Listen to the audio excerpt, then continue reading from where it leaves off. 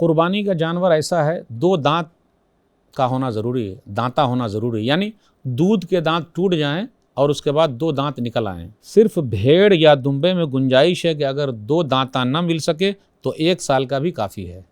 حدیث کے اندر آیا، صحیح مسلم کتاب الاضاحی حدیث نمبر 1963، لا تذبحوا الا مسنۃ الا ان یعصر علیکم فتذبحوا جزعۃ من الظعن۔ تم 2 دانتا جانور ہی ذبح کرو، ہاں اگر تکلیف ہو، پریشانی ہو، تنگ دستی ہو تو 1 سال کا بھیڑ یا دمبا ذبح کر لو۔ لیکن ایک حدیث کے اندر یہ بھی ہے کہ 1 سال کی بھیڑ یا دمبا کے ساتھ قربانی جائز ہے، چاہے پریشانی ہو یا پریشانی نہ ہو۔ ان الجزع یوفی مما یوفی منہ الثنی، سنن ابی داؤد کتاب الضحایا حدیث نمبر 2799۔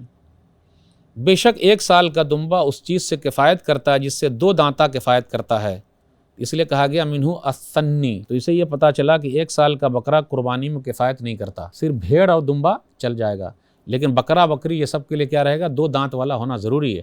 اور دانتا سے بھی کیا مراد ہے؟ دودھ کے دانت گر جائیں اور 2 دانت پھٹے والے نکل آئیں، یعنی 1 سال گزر جائے، 1 سال گزر جائے، 12 مہینے، 13 مہینے، 15 مہینے ایسا بھی ہو سکتا دوسرا سال لگ ہے، جائے۔ ہاں لیکن اصل چیز ہے 2 دانت نکلنا ضروری ہے، دودھ کے دانت ٹوٹ کے۔ الحمدللہ اس پرفتن دور میں ہماری نوجوان لڑکیوں کے لیے مرسی ٹی وی نے 2 سالہ عالمہ کورس کا بھی آغاز کیا ہے، لہٰذا دیر کس بات کی، اس مرسی ایجوکیشن سسٹم کے آپ بھی ایک ضرور ممبر بنیے۔